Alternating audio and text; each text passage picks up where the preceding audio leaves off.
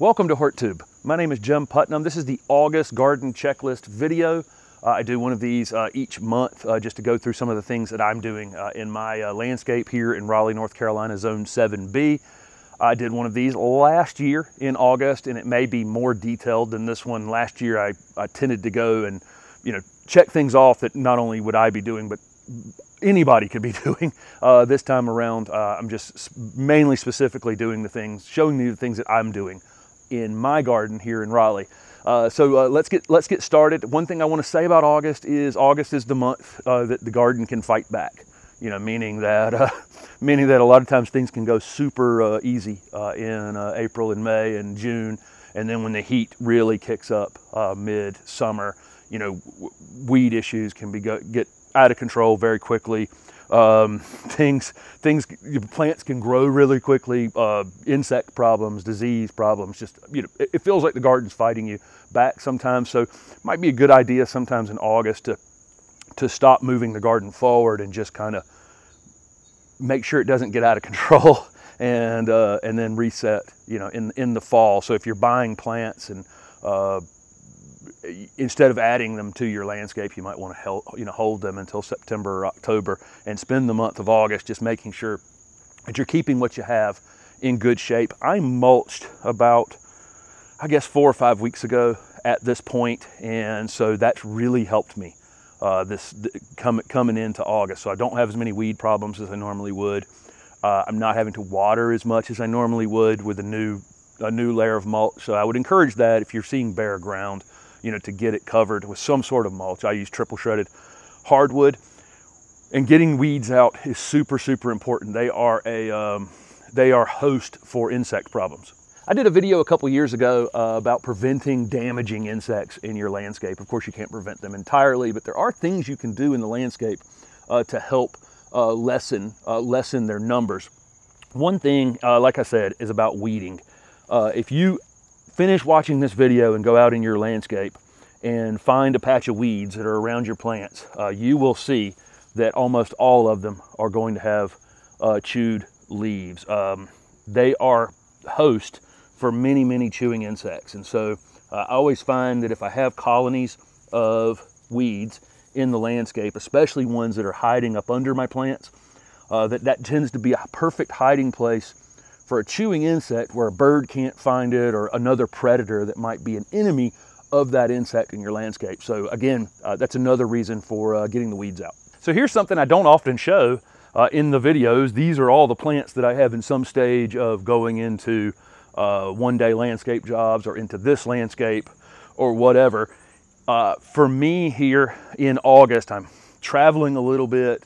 Putting something in the ground right this minute might not be the best idea, just because even if I have somebody cover for me watering, I don't want to have to point out 1 or 2 specific plants that I just put in the ground. So I'm going to hold off on planting a lot of these things until September.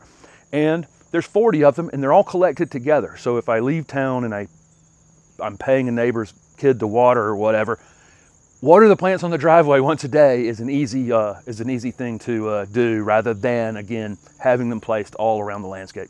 Let's jump over and talk about pruning for a minute. There is lots of pruning that can be done in the garden during the month of August, but some things I avoid pruning, and we'll talk about some of those.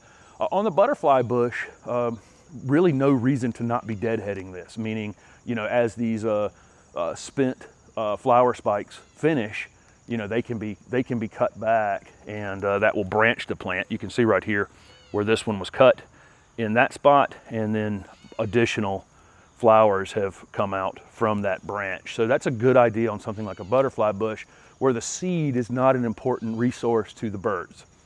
Moving next to that, I have an echinacea that's, this thing grew almost 6 feet tall. It's leaned over right now. I've got it propped up. This is a plant that I don't cut back, and I know many of you would. It's not the most attractive thing in my landscape at this point. It was beautiful for 6 weeks. I mean, it was just spectacular, and it still has some flowers coming. There's a bee there's a bee there and a bee there. So the bees are still getting something out of it. But the reason I'm not eliminating or cutting back these flowers yet is because these seeds are an important resource, especially for goldfinches. And so I can, from my front porch up there, see goldfinches sitting on top of these during the day. And to me, that's every bit as fun as having this plant be neat and orderly. And so as they pick the seed off, I will start to deadhead them. So there is a point where I will cut them off. But in the meantime, this is a great resource for birds. This is a native plant that's supplying nectar to my native bees and then seed to my native birds. Next to that, there are some zinnias. Zinnias can just flat out get tired during the summertime. These benaries are still looking great, and so not making any tough decisions on these right now, but you'll notice you'll start to get the spotting, typical of zinnias in August. You'll get some spotting on the leaves, you'll get some powdery mildew. I've got some powdery mildew on some others. Eventually these will come out entirely. The thing with zinnias and cosmos is you can do a second crop of them. So I do these from seed in the house, and then in July every year, if you want to put this on your calendar, you can start seed again and have another crop of zinnias and cosmos going into the fall. So here, and this is cosmos next to it. This has just bloomed so profusely. It's been beautiful. It's gotten so big, it's flopped over. Fantastic. Pollinators have loved it. It's starting to tire some. In this case, this might be something that I actually try to just cut in half. Just completely cut in half and see if it will come back out. If it doesn't start to come back out real quick, again, I can yank this out. I've got some other things planted in this bed that will fill that space in. So that's how I'm thinking about it as I go. If it's not a seed that's going to be beneficial to the birds, I'm deadheading it. If it is, I'm leaving it. If it's something that's just in decline from summer heat, your annuals that are in decline from summer heat, sometimes I'll cut them in half, see if they'll flush back out. If that doesn't work, I go ahead and yank them out and give some room to some other things. Here's my big dedicated annual bed in the front landscape. I just wanted to point out these annual salvia. This is another example of something that I would go ahead and cut in half at this point. These just kind of go through peaks and valleys, and right now it's heading into one of those valleys where it's not the best looking thing. I've got a few bees working the few flowers that are left, but that's something that I'll come in here and cut in half. Everything else is looking pretty good in here at this point. If I had some big spikes on the coleus, I might cut them off. Sometimes you can deflower the coleus if you want to. I've got plenty of things out here for pollinators, so I'm not worried about these few flowers on the coleus, but taking the flowers off tends to bush these out just a little bit more. Another thing on pruning, your woody plants that you don't rely on for flowers, and so that's going to be maybe things like little low growing hollies, or in my case right here, these Clayera. These are Leanne Clayera that are planted in this front landscape. They were just pruned this week. Here are pieces from them. They basically had some growth on top of them that had spiked up about this much. It wasn't the most attractive thing in the world, and it wasn't coming up full. It was just a few pieces on it. Those things can be cut off in August. Where the questions are on your flowering shrubs, August is probably not a great month to prune hardly any of your flowering shrubs. So too late to prune any of your early flowering spring things. So that's going to be, things like azaleas, and the things that you would cut back hard in the wintertime, things like hydrangea arborescens, even hydrangea paniculatas, which I have moon dance over here by the fence that's has been blooming hard and heavy for a few weeks.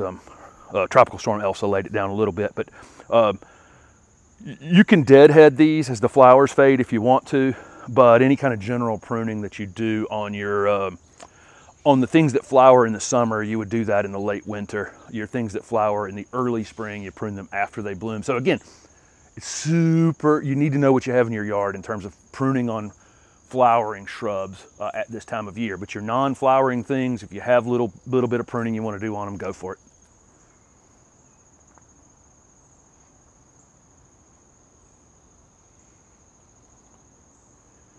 Isn't that wild? He's eating those gnats. So now I'm about to tell you I'm going to break that rule on this Shasta Viburnum. This is an early spring flowering shrub. I'm not going to do any general pruning on it, or I know it won't flower. But if you have a couple crazy limbs sticking up on the top of it like this, I'm going to go down and just take that entire limb, these entire 2 limbs off. I love the layered look of this shrub, and these 2 branches right here isn't going to hurt it at all. So you can walk around your landscape, and if you see, a crazy limb on this or that, there's no real bad time to prune those things off. I get tons of those kinds of questions. Can I prune When is the best time to prune off the lower branches on my crepe myrtle? When is the best time to take off a little bit of this or a little branch of that? Pretty much any time on most things. If that's what you're doing, is just coming in here and making a slight adjustment to the shrub, doesn't matter, go for it.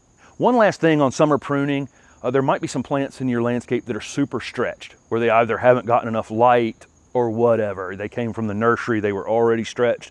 Sometimes it's good to cut something in half or cut some of the growth off of it to allow the rest of the plant to kind of thicken up a little bit to support it.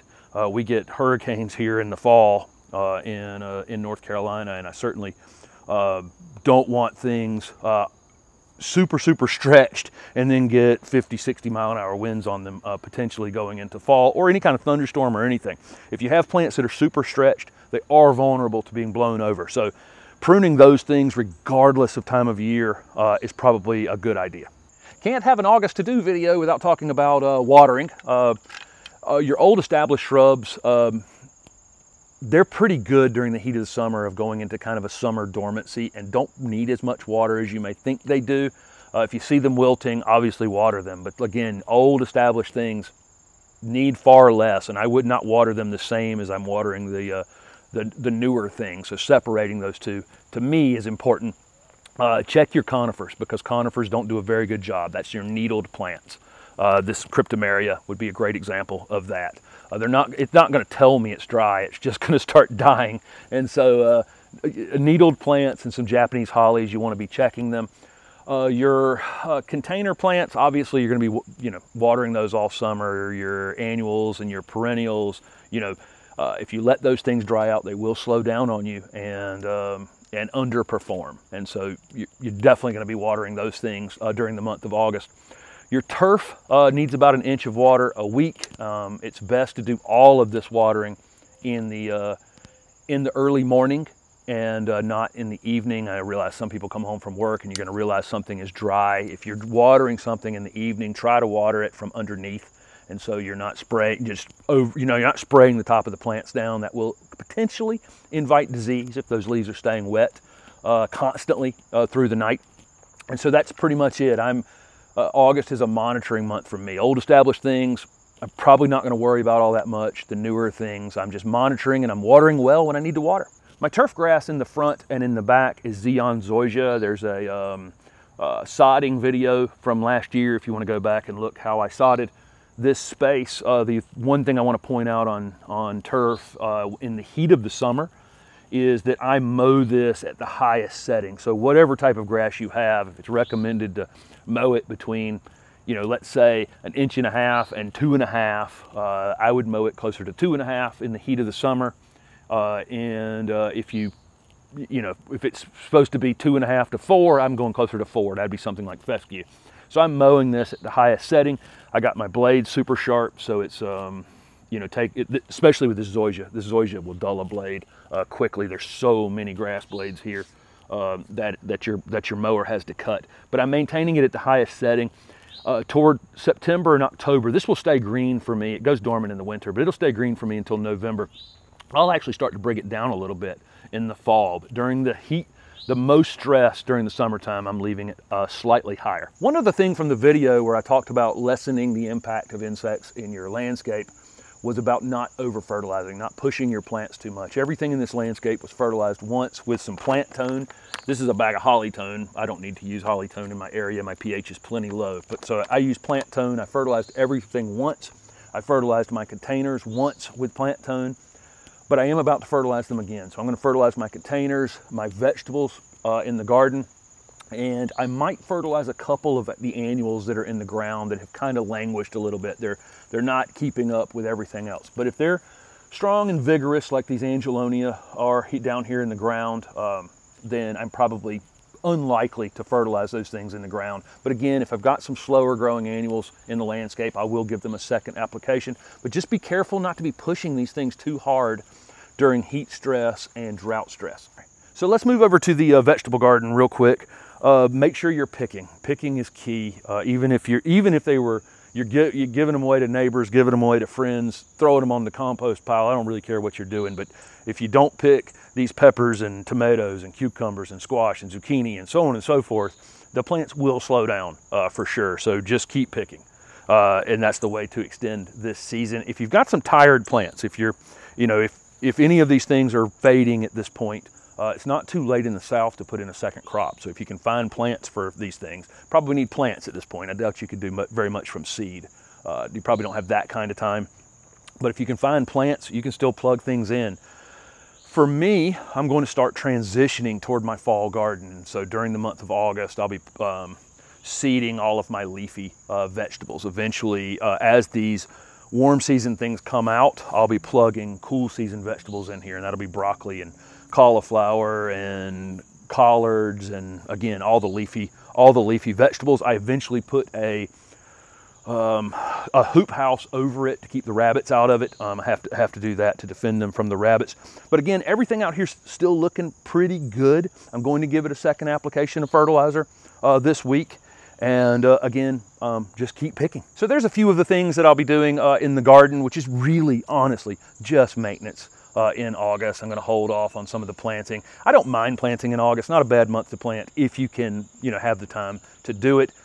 August is the best planting month because it's so hot and muggy. You can go early mornings out to public gardens and get some inspiration. Watch my videos and other people's videos and see some things that are interesting that you'd like to add to your garden in the future. Just a great month to be doing planting. I have ordered my spring flowering bulbs. I've ordered them from Color Blends. I'm going to do a video in the next week and a half or so showing you the bulbs that I have purchased and that will be going into this landscape during the late fall or early winter. I have also am in the process of ordering all of my seeds. So my fall vegetable seeds that I just talked about, and I am actually going ahead and ordering my spring or my summer vegetables for next year, just assuming that shortages will continue. So I want to get those things in. And also my annuals that I do from seed. If you want to hold off a little bit on that, I'm going to do a video here in the next week and a half or so showing you the things in this landscape that I did from seed this year, which is fairly extensive, and next year is going to be even more extensive than that. So August is for planting. Thank you guys for following along with these videos. I'll be back the beginning of September with another one of these checklist videos, and definitely be installing some more shrubs and trees and even doing some hardscape projects during that time. Thanks for following along.